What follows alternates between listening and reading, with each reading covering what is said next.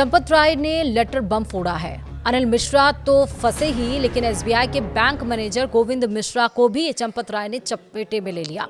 जी हां, बिल्कुल सही सुन रहे हैं आप। अयोध्या चंदा चोरी मामले का आज पूरा जिक्र इस वीडियो में। नमस्कार, आप देख रहे हैं न्यूज़ 18। मैं हूं आपके साथ श्रुति श्रीवास्तव। चंपत राय ने मौन व्रत रखने से पहले एसआईटी को एक लेटर लिखा, जिसमें उन्होंने अनिल मिश्रा पर भी आरोप लगाए। वहीं SBI bank manager Govind Mishra के कार्यशैली को लेकर सवाल उठाया है। उस लेटर में क्या था ऐसा, समझिए।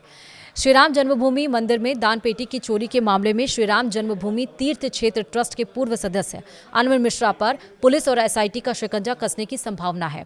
एसआईटी ने अपनी जांच का दायरा बढ़ा दिया है। सूत्र ये बता रहे हैं कि अनिल मिश्रा के बारे में एसआईटी को कई मजबूत एविडेंस मिले हैं। एसआईटी की जांच में 5 ऐसे इंपॉर्टेंट फैक्ट सामने आए हैं, जिनके कारण दान चोरी के इस बड़े मामले में शक की सुई ट्रस्ट के पूर्व सदस्य अनिल मिश्रा की तरफ जा रही है।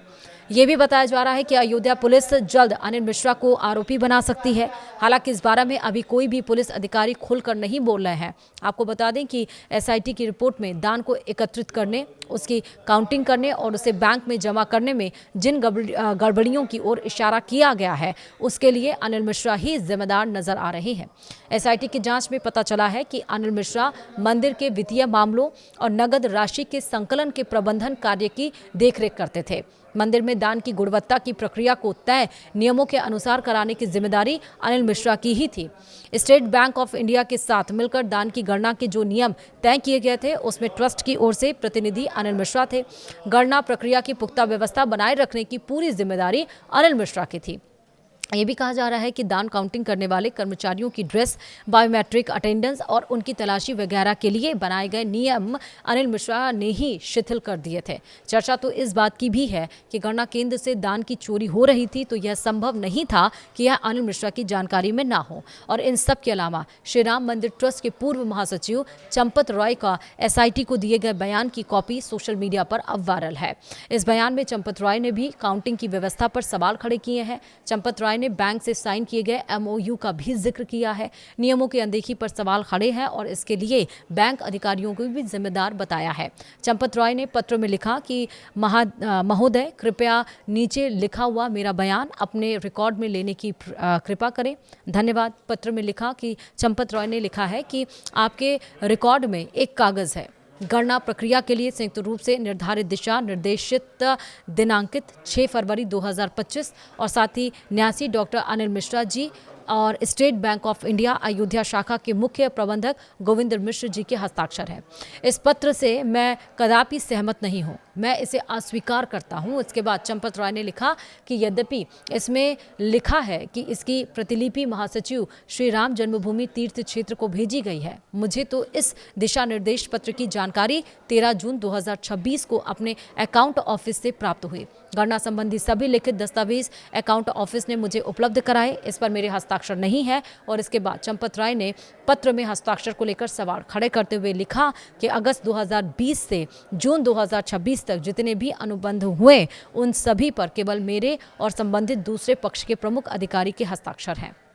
इस दिशा निर्देश पत्र पर मेरे हस्ताक्षर क्यों नहीं कराए गए? यदि मैं अयोध्या में नहीं था तो प्रतीक्षा की जानी चाहिए थी। इसके बाद चंपत राय ने बैंक के साथ एमओयू को लेकर सवाल खड़े किए, जिसमें लिखा है कि बैंक के साथ 9 फरवरी 2024 को एक एमओयू लिखा गया।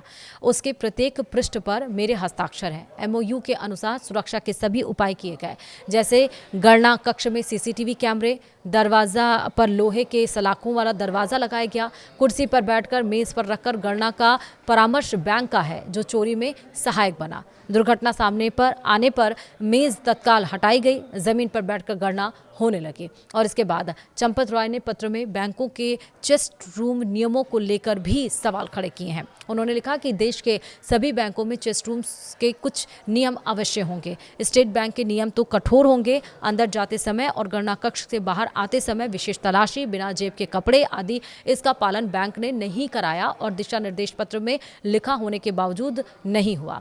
बैंक ने सबसे पहले जो कपड़े दिए उसमें जेब थे। ठीक है, बैंक के वरिष्ठ अधिकारी बताएंगे कि चेस्ट रूम के नियमों के पालन में ढिलाई कैसे हो गए। मेरा विचार है कि बैंकों में चलने वाले नियमों की पूर्ण अनदेखी की गई है। शायद बैंक के उच्च अधिकारियों को भी इस दिशा निर्देश पत्र की कोई जानकारी नहीं होगी, अन्यथा किसी स्तर पर तो भूल पकड़ में आती ही।